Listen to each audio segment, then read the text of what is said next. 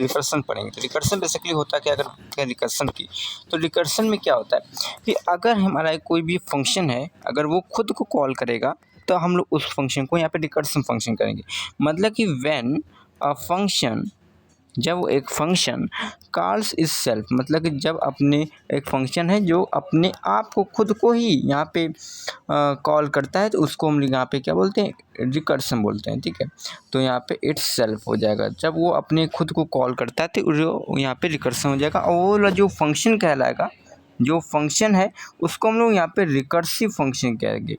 ठीक है, जो जिस फंक्शन में यहाँ पे रिकर्सन हो रहा है उसको हम लोग यहाँ पे रिकर्सिव फंक्शन बोलेंगे। ठीक है, रिकर्सिव फंक्शन उस फंक्शन को बोलते हैं। अगर डेफिनेशन आएगा कि रिकर्सिव फंक्शन किसे बोलते हैं, तो जिसमें यहाँ पे रिकर्सन हो रहा है उसको हम लोग यहाँ पे रिकर्सिव फंक्शन बोलेंगे। अब बात करते हैं कि रिकर्सन में होता क्या। जैसे फॉर एग्जाम्पल कोई एक फंक्शन है, जैसे एक यहाँ पे फंक्शन है, इसकी कुछ डेफिनेशन होगी यहाँ पे, और ये अगर खुद को यहाँ पे कॉल कर रहा है अपने नेम के अनुसार, यहाँ पे भी कुछ स्टेटमेंट हो सकता है। तो this is a simple syntax of the function. ठीक है, फंक्शन बेसिकली क्या करता है, यहाँ पे अपने आप को कॉल कर रहा है। अगर आप लोग यहाँ पे देखेंगे तो खुद को यहाँ पे कॉल कर रहा है, ये इसी फंक्शन में डिफाइंड है ये, और उसी फंक्शन में यहाँ पे उसकी कॉलिंग भी यहाँ पे डिसाइड है। ठीक है, तो मेन फंक्शन में भी आपका कॉल होगा, बट यहाँ पे अपने आप में भी यहाँ पे कॉल होता है, तो इसको हम लोग कहते हैं रिकर्सिव फंक्शन। ठीक है, जैसे फिर फॉर एग्जांपल अगर बात करते हैं, एक हम लोग एग्जांपल लेते हैं, इस पर हम लोग एक एग्जांपल में एक फंक्शन को क्रिएट करते हैं। तो सबसे पहले आपको ये सारी लाइन लिख लेनी है, include studio.h। अगर एक फंक्शन बना रहे हैं कॉल्ड वाइड टाइप का हम लोग फंक्शन बना रहे हैं, इसमें हम लोग कुछ भी रिटर्न वैल्यू बेसिकली नहीं करना चाहते हैं। और एक वाइड टाइप के हम लोग अगर डिस्प्ले नाम का एक हम लोग अगर फंक्शन बनाएं, इसको लेट्स रीराइट दिस डिस्प्ले। ठीक है, अगर डिस्प्ले नाम का एक फंक्शन बनाएं और इस फंक्शन के अंदर हम लोग एक इंटीजर को पास लें। ठीक है, एक इंटीजर को पास ले लें, और इसके बाद एक यहाँ पे क्या करें, एक हम लोग यहाँ पे एक लाइन को प्रिंट एफ कर दें। ठीक है, प्रिंट एफ कर सकते हैं अपने एन की वैल्यू को, कॉल्ड %d एन हो गया। और अगर हम लोग यहाँ पे एक डिस्प्ले को खुद को ही यहाँ पे कॉल लगा दें, ठीक है, डिस्प्ले जो फंक्शन है उसमें हम लोग अगर खुद को यहाँ पे कॉल लगा दें, n-1 लगा देते हैं या फिर n+1 भी लगा देते हैं तो कोई दिक्कत नहीं है। ठीक है, n-1 लगाते हैं। ओके, तो यहाँ पे n-1 लगाते हैं कॉल। अब इसके बाद अब क्या करेंगे, यहाँ पे फंक्शन को क्लोज कर देंगे। एक हम लोग यहाँ पे मेन फंक्शन बना लेते हैं कॉल्ड मेन फंक्शन, और मेन फंक्शन में इसकी यहाँ पे कॉलिंग कर देंगे बेसिकली। ठीक है, डिस्प्ले की कॉलिंग कर देते हैं। इसमें डिस्प्ले में कुछ वैल्यू देकर यहाँ पे कॉल कर देंगे। वैल्यू देने से अच्छा है कि एक हम लोग वेरिएबल क्रिएट कर लें जिसमें की वैल्यू दे देंगे, कॉल्ड इंट एन बना लेते हैं, या फिर कुछ भी बना सकते हैं। अब इंट ए एन बना सकते हैं या फिर ए बना सकते हैं। ठीक है, एन ए बना लेते हैं। तो ए में अगर वैल्यू हम लोग यहाँ पे 3 देते हैं तो इसमें क्या होगा, और इसमें हम लोग पास कर देते हैं अपने ए की वैल्यू। ठीक है, अब यहाँ पे रिकर्सन फंक्शन कैसे हुआ, ये तो आपका फंक्शन यहाँ पे कॉल कर रहा है, मेन के फंक्शन में कॉलिंग हो रही है, बट यहाँ पे डिस्प्ले फंक्शन के अंदर खुद को यहाँ पे कॉल कर रहा है, तो ये आपका बन गया रिकर्सिव फंक्शन। इस फंक्शन को कहेंगे रिकर्सिव फंक्शन, क्योंकि खुद को कॉल कर रहा है ना, इसको रिकर्सिव फंक्शन बोल गए। अब अगर इसका कुछ कंडीशन देखा जाए तो क्या एक बेसिकली करेगा क्या, ये आपके यहाँ पे डिस्प्ले 1 यहाँ पे मेन फंक्शन की डिस्प्ले यहाँ पे कॉलिंग हुई, इसके बाद यहाँ पे ए जो पास हो जाएगा यहाँ पे इंट ए एन में पास हो जाएगा, और यहाँ पे एन को प्रिंट करना, मतलब कि जो आपकी आउटपुट आ जाएगा 3 यहाँ पे आउटपुट हो जाएगा। इसके बाद n-1 की कॉलिंग हो रही है, n-1 की कॉलिंग हो रही है, इसका मतलब कि एन की वैल्यू जो 3 थी वो 3 थी, अब यहाँ पे 2 हो जाएगी। अब यहाँ पे जो पास होगा n=, यहाँ पे 2 में पास होगा, तो आपने एन की वैल्यू को प्रिंट करना, मतलब कि आपको यहाँ पे एन की वैल्यू यहाँ पे 2 प्रिंट हो जाएगी। अब इसके बाद फिर से आपकी जो कॉलिंग लगेगी नेक्स्ट टाइम आपको रिड्यूस हो जाएगी, फिर आपको 1 यहाँ पे प्रिंट कर देना, देन आपको 0 प्रिंट कर देना, -1 प्रिंट कर देना, -2 प्रिंट करना। इसी प्रकार से यहाँ पे सारी चीज़ें चलती रहती हैं। अब यहाँ की जो कंडीशन होगी आपको इन्फिनिटी, आपके जो ये चल रहे हैं इटरेशन इन्फिनिटी टाइप आप चले जाएंगे, आपको यहाँ पे माइनस होते होते आते जाएंगे। ठीक है, ये कभी भी एंड नहीं होगा। तो इसको एंड करने के लिए इसमें कोई भी कंडीशन नहीं लगाई गई है, तो इसके एंड करने के लिए एक हम लोग यहाँ पे कंडीशन लगाते हैं। ठीक है, रिकर्सिव फंक्शन में इसको एंड करने के लिए कंडीशन लगाते हैं कि अगर हम लोग क्या करना चाहते हैं कि अगर हमें यहाँ पे जब ये वैल्यू यहाँ पे 0 तक रीच कर गई या फिर 1 तक रीच कर गई, तो हमें इसके बाद की यहाँ पे वैल्यू को नहीं इंसर्ट करना है, इसकी वैल्यू को कंसीडर नहीं करना है, बस हमें इतना ही वैल्यू तक जाना जब तक यहाँ पे 1 को रीच कर गया, इसके बाद हमें नहीं जाना। ठीक है। इसके बाद हमें 1 के बाद रीच नहीं करना, तो हम एक कंडीशन क्या लगा सकते हैं कि 1 से जैसे ही लेस हो तो हमें कुछ भी काम नहीं करना, ठीक है, काम हमें कुछ भी नहीं करना। तो अगर हम लोग इसको काम कुछ नहीं करना चाहते हैं, तो बेसिकली हम लोग यहाँ पे एक कंडीशन लगा देते हैं कि इफ़ n की वैल्यू अगर 1 से छोटी होती है तो हमें क्या करना है, रिटर्न कर देना, इस फंक्शन से हमें रिटर्न कर देना, ठीक है।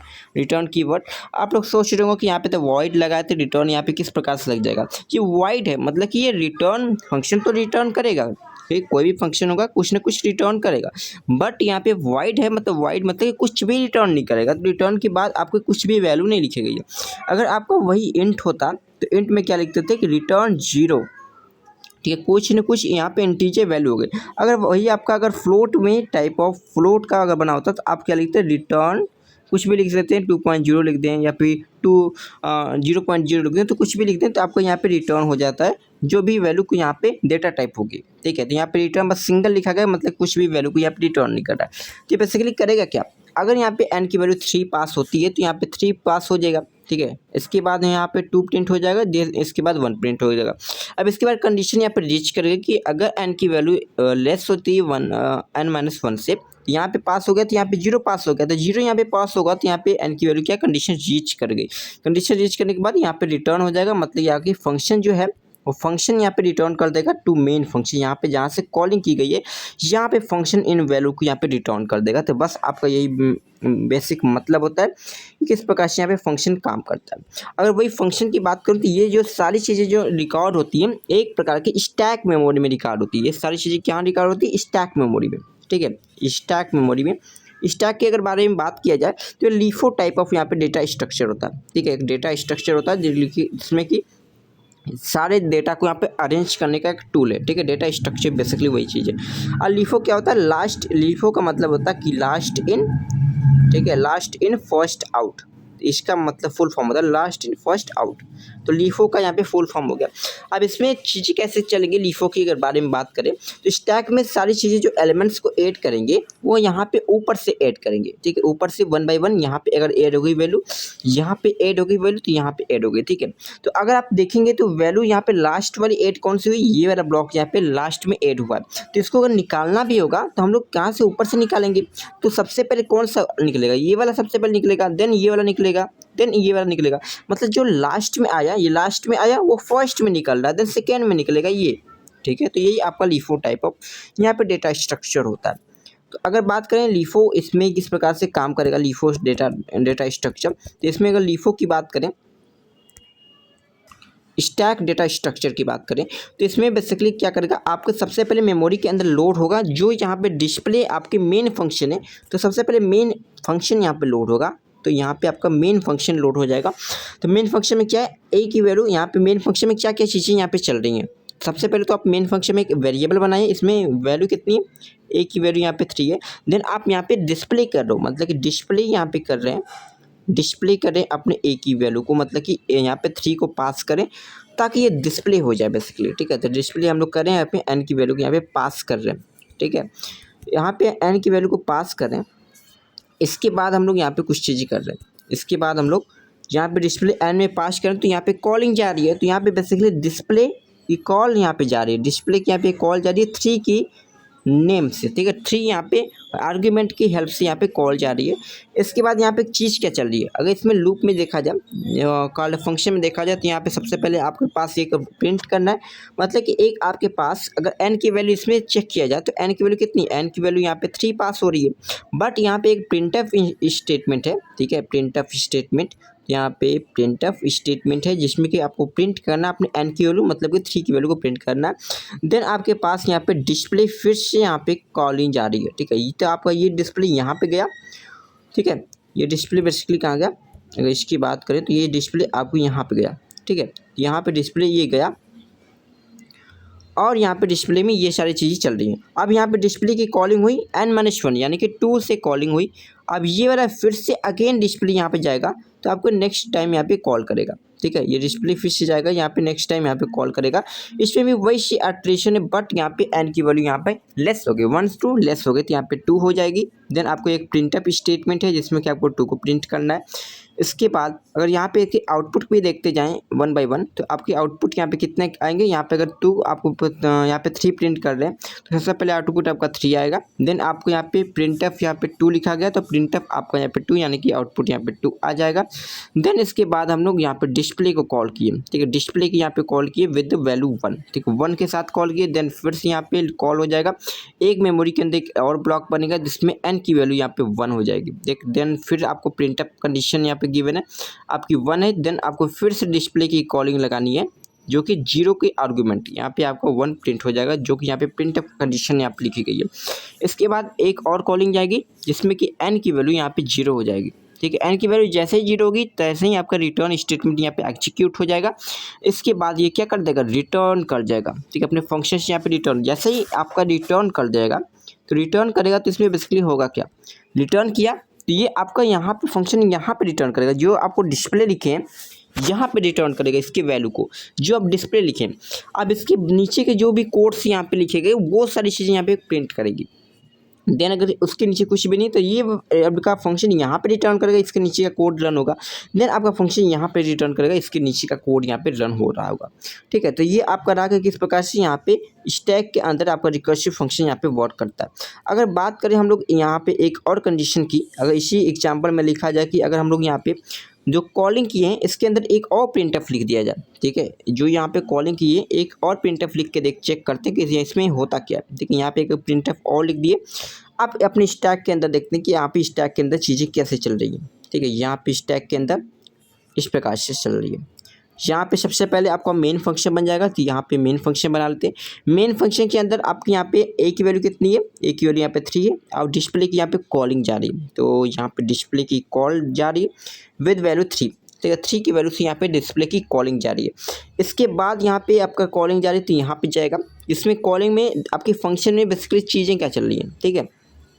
और इसमें चीज़ों को देखो तो क्या चल रही है तो यहाँ पे सबसे पहले क्या फंक्शन में लिखा कि आपको प्रिंट करना है, मतलब कि अगर n की वैल्यू इसमें कितनी आ गई, n की वैल्यू यहाँ पे 3 यहाँ पे पास हो गई, यहाँ पे क्या है कॉल बाई वैल्यू है। देन आपका प्रिंटअप स्टेटमेंट लिखा तो यहाँ पे प्रिंटअप स्टेटमेंट क्या लिखा गया, प्रिंटअप स्टेटमेंट यहाँ पे n की वैल्यू यानी कि 3 प्रिंट होना है तो आपको यहाँ पे आउटपुट आ जाएगा 3। देन आपका यहाँ पे डिस्प्ले को कॉल लगाया गया तो डिस्प्ले का आपको कॉल लगाएगा विद वैल्यू यहाँ पे 2। अब इसके नीचे भी प्रिंटअप लिखा गया लेकिन अभी ये एग्जीक्यूट नहीं होगा, ठीक है। प्रिंटअप लिखा गया लेकिन अभी एग्जीक्यूट नहीं होगा, बस हम लोग प्रिंटअप स्टेटमेंट बस ऐसे ही लिख देते हैं, इसके अभी एग्जीक्यूट नहीं होगा। और देन हम लोग यहाँ पे डिस्प्ले की जैसे ही कॉल लगाए तो ये फिर नेक्स्ट आपका चला जाएगा, एन की वैल्यू यहाँ पे पास हो जाएगी 2 और देन आपके पास फिर से प्रिंटअप लिखा गया तो यहाँ पे प्रिंटअप आपके पास लिखा गया तो प्रिंटअप में अंदर हम लोग अपने 2 की वैल्यू को प्रिंट कर देंगे जो कि n की वैल्यू यहाँ पे 2 हो जाएगी। इसके बाद फिर से डिस्प्ले की कॉलिंग जा रही है, ठीक है, डिस्प्ले की कॉलिंग जा रही है विद वैल्यू 1, ठीक है। 1 के साथ आप लोग यहाँ पे प्रिंटअप की वैल्यू फिर से अपने n की वैल्यू को प्रिंट करना, यहाँ पे भी n लिख सकते हैं। और ये प्रिंट करना भी प्रिंट हुआ नहीं है, ठीक है, क्योंकि अभी डिस्प्ले की कॉलिंग जा रही है। भाई डिस्प्ले यहाँ पे गया तो ये वाला डिस्प्ले यहाँ पे फिर से कॉल जाएगा वैल्यू यहाँ पे 1 लेकर, ठीक है। तो 1 लेकर यहाँ पे कॉलिंग लगा देते हैं तो यहाँ पे सबसे पहले n की वैल्यू कितनी हो गई, 1 हो गई। अब इसके बाद अपने प्रिंटअप करना तो मतलब कि प्रिंटअप हो गया अपने n की वैल्यू यानी कि 1 की वैल्यू तो यहाँ पे आपका आउटपुट कितना आ जाएगा, 1 आ जाएगा। अब इसके बाद फिर से डिस्प्ले की कॉलिंग लगेगी क्योंकि यहाँ पे क्या है, सबसे पहले आपको n की वैल्यू को यहाँ पे करना है, देन आपको डिस्प्ले कॉलिंग देन फिर से n की वैल्यू प्रिंट करना तो आपको डिस्प्ले की कॉलिंग 0 से हो जाएगी। देन अपने प्रिंटअप की वैल्यू प्रिंट करना अपने n की वैल्यू तो आपको 0 के साथ यहाँ पे कॉलिंग लगेगी तो यहाँ पे n की वैल्यू यहाँ पे 0 हो जाएगी। देन आपको यहाँ पे रिटर्न स्टेटमेंट एग्जीक्यूट हो जाएगा। देन ये फंक्शन क्या करेगा, अब रिटर्न कर जाएगा, ठीक है। जैसे ही फंक्शन रिटर्न किया यहाँ पे आपको रिटर्न करेगा। इसके बाद नीचे वाली चीज़ें सारी चीज़ें यहाँ पे एग्जीक्यूट होंगी, ठीक है। ये चीज़ें सारी चीज़ें यहाँ पे एग्जीक्यूट होगी। ये सारी चीज़ें अगर एग्जीक्यूट हुई तो यहाँ पे क्या है, n की वैल्यू को यहाँ पे प्रिंट करना है तो n की वैल्यू इसमें कितनी है, इस ब्लॉक में n की वैल्यू 1 है तो यहाँ पे आपको 1 आउटपुट आ जाएगा।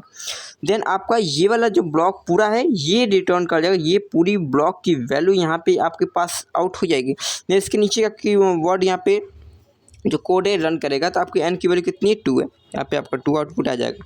देन आपकी ये सारी ब्लॉक की वैल्यू यहाँ पे पास हो जाएगी। देन आपकी क्या है, n यहाँ पे एक्जीक्यूट अभी remaining part of the program बचा है, n की वैल्यू कितनी है, 3 है तो यहाँ पे आपको 3 आउटपुट आ जाएगा, ठीक। देन ये आपका पास हो जाएगा। अगर इसके नीचे कुछ भी स्टेटमेंट लिखा गया तो यहाँ पे एग्जीक्यूट होगा।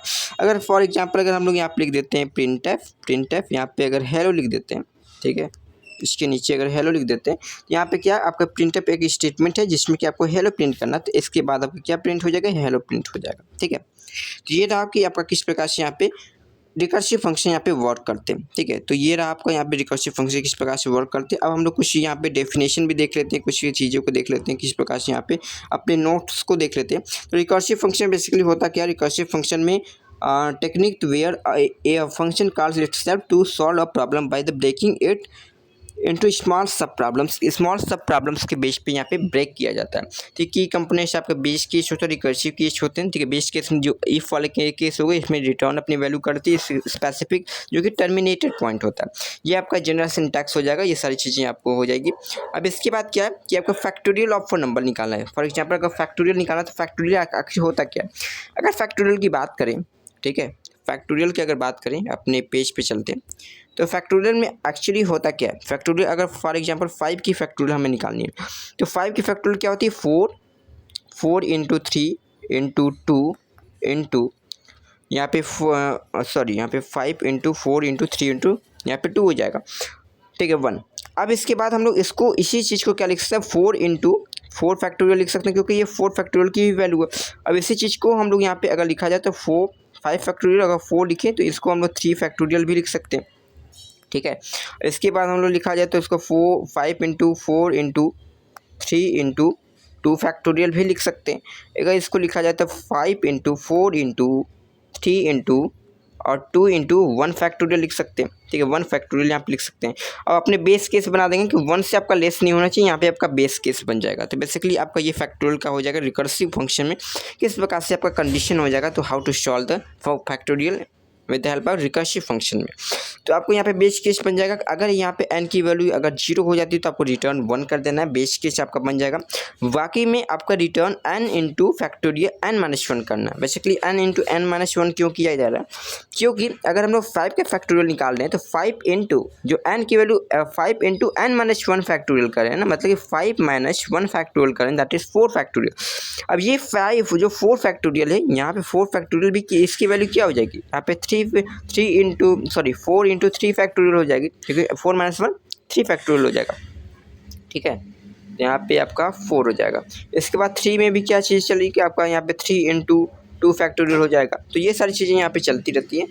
तो इस प्रकार से हम लोग यहाँ पे सॉल्व करेंगे। देखते हैं अपने प्रोग्राम को किस प्रकार से देखेंगे। यहाँ पे रिटर्न करना n इंटू फैक्टोरियल n-1 को यहाँ पे रिटर्न करना। तो ये सारी चीज़ें यहाँ पे रिटर्न होती जाएगी। आपको यहाँ पे फैक्टोरियल की कॉलिंग कर देती है, आपको यहाँ पे वैल्यू फैक्टोरियल की आ जाएगी, दैट इज़ 120 आपका यहाँ पे आउटपुट आ जाएगा अगर 5 यहाँ पे डालते हो। आप फिबोनाची सीरीज देखते हैं, फिबोनाची सीरीज में क्या होता है कि अगर आपकी वैल्यू यहाँ पे फर्स्ट जो वैल्यू होती है 1 होते हैं, देन आपको यहाँ पे जो नेक्स्ट वाला वैल्यू आता है वो इसमें प्लस करते जाते हैं। फॉर एग्जाम्पल इसमें प्लस करेंगे आपका 2 आ जाएगा, इसमें प्लस करेंगे तो आपका 3 आ जाएगा, इससे प्लस करेंगे तो आपका 5 आ जाएगा। नेक्स्ट आपका क्या आएगा 3 + 5 8 आ जाएगा।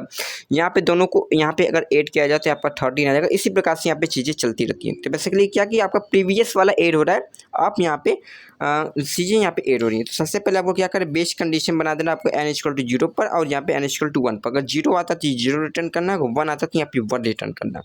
ठीक है, तो यहाँ पे आपका 0 भी हो सकता है, अगर आपका किसी और स्पेसिफिक अगर कंडीशन में जाए तो यहाँ पे 0 भी हो सकता है और कहीं कहीं पर नहीं भी होता है। ठीक है, अब यहाँ पे रिटर्न करना है फिबोनाची ऑफ n-1 और प्लस n-2। n-2 यहाँ पे प्लस क्यों, क्योंकि ये क्या करें आपकी प्लस कर रही है, तभी यहाँ पे 2 आ रहा है। 1 + 1 यहाँ पे 2 आ रहा है। अगर आप यहाँ पे खड़े हैं तो n-1 जाना मतलब एक स्टेप पीछे जाना, और ऐड करना एक स्टेप और पीछे, मतलब 2 स्टेप पीछे जाकर ऐड करना। तो बेसिकली आपका ये यहाँ पे फंक्शन हो जाएगा बेसिकली। ठीक है, और यहाँ पे अगर बात करें तो फंक्शन की भी यहाँ पे टाइप होती हैं, टाइप ऑफ रिकर्शन की यहाँ पे टाइप होते हैं। लेकिन इससे फिबोनाची सीरीज में भी यहाँ पे किस प्रकार से ये चीज़ चल रही है। अगर फिबोनाची सीरीज की बात करें तो फिबोनाची सीरीज में एक्चुअली ये चीज़ें चल रही होती हैं। ठीक है, आपको अगर ये इस प्रकार से ब्रेक डाउन करना है फिबोनाची सीरीज, अगर 5 का निकाल रहे हैं तो इस प्रकार से कुछ चल रही थी आपका फिबोनाची ऑफ 5। तो यहाँ पे आपको चार्ट दिखाई दे देगा तो किस प्रकार से यहाँ पे वर्क करती है। ठीक है, हम लोग नेक्स्ट में चलते हैं अपने। डायरेक्ट रिकर्शन होता है, या फिर यहाँ पे इसको भी टेल रिकर्शन बोलते हैं, नॉन टेल बोलते हैं। डायरेक्ट रिकर्शन में क्या होता है कि अगर फंक्शन यहाँ पे अपने से ही कॉल कर रहा है, आई मीन डायरेक्ट मतलब दूसरे किसी और फंक्शन की हेल्प से यहाँ पे काम कर रहा है। फॉर एग्जाम्पल अगर यहाँ पे फंक्शन 1 है, ठीक है, और यहाँ पे फंक्शन 2 में कॉल हो रहा है, ठीक है, और यहाँ पे कुछ फंक्शन 2 की डेफिनेशन। ओके, यहाँ पे फंक्शन 2 की डेफिनेशन बना लेते हैं। तो यहाँ पे फंक्शन 1 हो गया। अब यहाँ पे फंक्शन 2 की डेफिनेशन हो गई। अब फंक्शन 2 के अंदर आपके फंक्शन 1 की कॉलिंग चल रही है। तो बेसिकली ये क्या है आपका यहाँ पे जो इनडायरेक्ट रिकर्शन है, ठीक है, ये क्या है इनडायरेक्ट रिकर्शन है। तो इसको यहाँ पे फिक्स करते हैं। ये आपकी इनडायरेक्ट रिकर्शन हो जाएगी। और एक एडवांटेज की बात करें तो एडवांटेज में क्या आ जाएगा कि code is short and easy. मतलब अगर रिकर्शन का यूज करते हो तो आपका कोड बेसिकली शॉर्ट हो जाएगा, ठीक है, वो ईजी टू अंडरस्टैंड हो जाएगा, मैनिपुलेशन में भी ईजी होता है। ये बेसिकली आपको हायर ऑर्डर ऑफ यहाँ पे क्वेश्चन को सॉल्व करने में यूज किया, जैसे कि आपको tree, graph, factorial, Fibonacci, linked list, ठीक है, ये सारी चीज़ें अगर आएंगी तो आपको यहाँ पे यूज करना पड़ता है डेटा स्ट्रक्चर में, ठीक है, डीएसए जब आप करेंगे तो। डिसएडवांटेज देखते हैं तो यहाँ पे यूज मोर मेमोरी लोकेशन लेता है, क्योंकि ये स्टैक मेमोरी स्पेस यहाँ पे एक्यूपाइड करता है। और स्लोअर देन एट्रेशन, मतलब कि जो आपके लूप्स चलते हैं इससे स्लो होता है।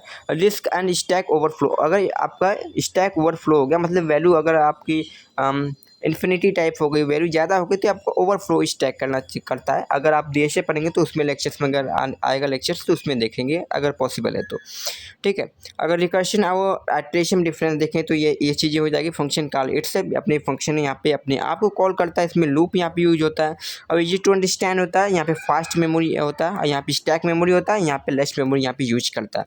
अगर बात करें फ्लो चार्ट हाउ टू यहाँ पे किस प्रकार से एग्जीक्यूट होता है, तो इसकी यहाँ पे रिकर्सिव फंक्शन होगा स्टेटमेंट। अगर यहाँ पे कंडीशन आपके बेस कंडीशन होंगे, अगर बेस कंडीशन 2 होती है तो रिकर्सिव फंक्शन यहाँ पे फिर चला जाता है। अगर बेस कंडीशन फॉल्स होती है तो यहाँ पे रिमेनिंग स्टेटमेंट यहाँ पे प्रिंट होते हैं, आपको वैल्यू यहाँ पे स्टॉप हो जाती है। तो ये रहा कि आपका complete lecture about the recursive function किस प्रकार से वर्क करता है।